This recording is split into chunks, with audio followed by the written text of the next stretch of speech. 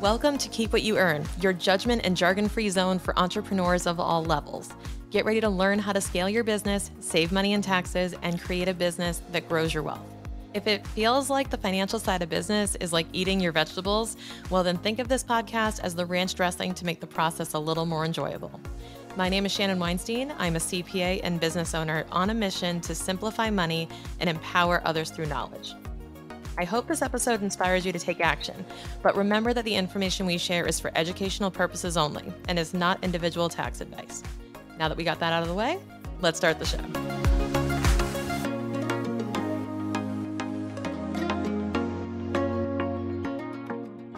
So one of the things that keeps coming up when we're talking about, life decisions and tax strategies is living in or establishing a business in a tax-free state. So there's a lot of good marketing around the states that do not have state income tax. And I'm going to list those out for you too. And what I want to hone in on is whether it's actually worth it, whether it's actually worth moving to a state without income tax. And I'm not going to go through each state in particular. I'm not like pro or against any particular state, but I am going to share some thoughts on, why people are doing this, why it would be a tax strategy, but also some things you may not be considering, because if you're only looking at a decision in your life based on the tax implications, then in my personal opinion, you're not making the decision for the right reasons. So let's start with, here are the states with no income tax: Alaska, Florida, Nevada, South Dakota, Texas, Tennessee, and Washington State. And those 7 states don't have income tax. Now, you may be not surprised by some of these because you've probably heard of a lot of Californians trying to move to Nevada or Texas. And you may have heard of a lot of people moving to Florida for the tax benefits too. And there are a couple of things to keep in mind. And overall, yes, you might be able to save money. If you're moving out of a state like California, New York, even Massachusetts, where I'm from, they have particularly high business registration costs. So if you're moving out of a high cost state,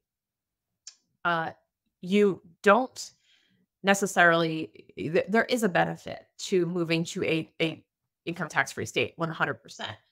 However, there are also other costs, right? Because heck, the state has to make its money somehow. So just because the state income tax is cheap doesn't mean other taxes are cheap. You can still be paying a lot in property taxes. You could still be paying a lot in sales taxes. It's another way of collecting their money. So even if you're not paid, or even if you're not paying income taxes, you could still end up paying a crap ton of property tax, a crap ton on insurance, especially. So Florida is a great example of this. We were actually looking at places in Florida at one point, and the amount you pay in insurance, especially near the coastline, for obvious reasons due to flooding and storms, the required flood insurance you have to maintain is insane. And it's just getting more and more expensive, to the point where if you own a property in Florida near the coast, it's nearly identical to what we're incurring here in Connecticut for property taxes. It's going to property tax or it's going to insurance. Either way, it's coming out of your pocket. So wherever it's actually landing will differ, but you're still going to end up paying similar amounts of money in most cases. I would not uproot your life to move to an income tax-free state unless there was another compelling reason to go there. You should be pulled there, not pushed there. And you should pick a location to live, especially if you have a location agnostic life. My husband and I technically have a location agnostic life because I work remotely and so does he. He doesn't really work in the sense of working on a business or anything. He's an investor. So we just basically, work from home, wherever that may be. And yeah, you can save money in the short, but what's the school system like for your family? What resources are available to you? What conveniences are there? So for example, if you were to move to, let's just say from California to Nevada, for an example. Now, do I believe that's probably a good move? Probably from a tax standpoint.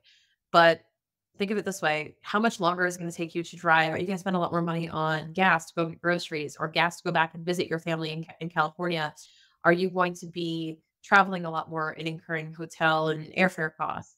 Are you going to have to spend more money on airfare because you live in a place where it's further away from a major airport? moving from Georgia to Florida, key example, right? Depending on where you are in Florida, obviously Miami's huge, Orlando's huge, but if you're moving to say Pensacola, Florida from Atlanta, you're not going to have nearly as many flights. So you have to consider all of these different things according to your lifestyle. You should be adding up all of the different factors on what it would be like to live there. What are the key things that you care about? And then also looking at what are the state income taxes and how will that impact our family? And again, don't adjust your whole routine for the sake of tax savings. If you don't enjoy where you live, then what are you doing? And you should definitely be looking into what I call lifestyle arbitrage.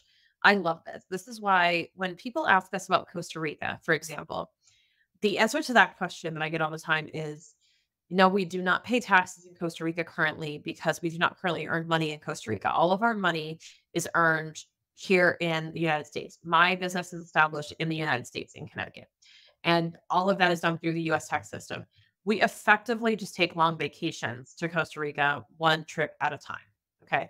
We don't spend enough time out of the country to get the foreign earned income exclusion, and that's okay. And a lot of people ask all the time, was Costa Rica a tax play? Like, is there a tax savings there? So a lot of people also conflate this with Puerto Rico, which is different. But Costa Rica has its own tax system. It is much cheaper in terms of taxes down there. However, if I were to migrate my business, if I were to start my business down and have it be based in Costa Rica, there's a lot more requirements as a foreign business to do business in the United States, right? I would have to also, disclose that I was moving stuff down there. Like doing US taxes from Costa Rica can be a little bit sensitive, right? We try to keep that all stateside. We also have to keep in mind that, the tax system may be cheaper, but it's not simpler. Registering a business down in Costa Rica is quite difficult. Having a business down there is quite difficult. You have a lot of filing requirements, like a monthly corporate filing. And eventually it just becomes more cumbersome because, hey, at least the US tax system is the devil I know versus the devil I don't. And to invest the time to learn the tax system in Costa Rica would just not be worth it for me. So I'm willing to establish my business here in the United States and to pay the taxes here because technically that's where my business is based. That's where I grew it. And that's where I live, half the year. But it's not really a tax play, and that's okay. Not everything has to be a tax play. Folks ask me all the time, if that was a tax strategy. And I say, no, it was just a joy strategy. It was a joy play. I just wanted to, hear monkeys in the morning. Like who wouldn't want that? I'll pay the taxes. I don't care. I don't care if it's more expensive. I mean, y'all Californians, right? This is your argument every single time while you live in California. It's like I wake up every day and the sun is shining. I'm near the beach. Why not? This is what we pay for. I say, yeah, this is why I'm willing to pay US taxes and just deal with it because heck, I can live in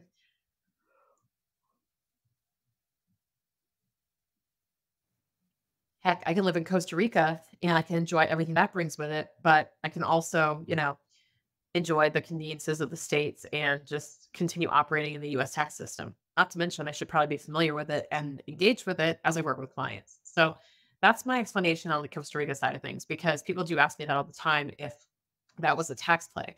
Not everything has to be. And just because a CPA did it doesn't mean it's necessarily tax advantaged. I know. It's so strange. But if you're considering making a move, if you're considering, you know, alternatives to where you currently live and thinking about the burden of taxes, it is a factor in your decision. Don't deny that. But definitely don't make a rush decision and definitely consider all of the different facets of your life before you make such a decision because, if you're not happy in another state, if you are truly happy where you live, it's not as it's worth it. It's just the price you pay for that happiness, the price you pay for the convenience. And that is okay. You have my permission not to do the tax cheap thing. You have my permission that you never need it to not save taxes if it doesn't make sense for you. So just consider that, consider all of the things that go along with it, consider all the different insurances, property taxes, excise taxes, and other things that will hit you even if income tax doesn't, because it can be deceiving. Look at it multidimensionally and just make sure it's the right decision for you. One of the things that holds people back from starting their business and going all in on it to grow it is this hesitation around setting it up properly or cleaning things up to make sure everything is legally and compliantly sound. Between setting up the actual business legally and knowing how to manage the money, there's a lot that can intimidate somebody and scare them into not starting. And that's why I bundled up my 5 best resources all together for brand new business owners or for anyone who's looking to clean things up. This is my 5-day mindset refresh because it always starts with mindset. And my business financial quick starter, which is my starter course for anyone looking to start a business with all the key elements you need to do in order. My tax deduction guide with hundreds of deductions you can take for your business today. My Money Pro matchmaker on how to find the right professional for you. And my cash flow forecasting mini course. This is the ultimate Swiss Army knife. It includes tools and templates, everything you need to get started on your business successfully or clean things up if you feel like you've fallen behind. Grab your copy right now. The Small Business Starter Kit is yours for free using the link in the show notes.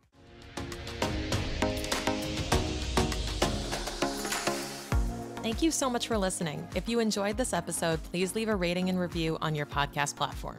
This small action goes a long way for podcasters to get our message heard by more business owners just like you. Be sure to check out the show notes for links to information about our guests and ways to get in touch with me. We'll see you on the next episode.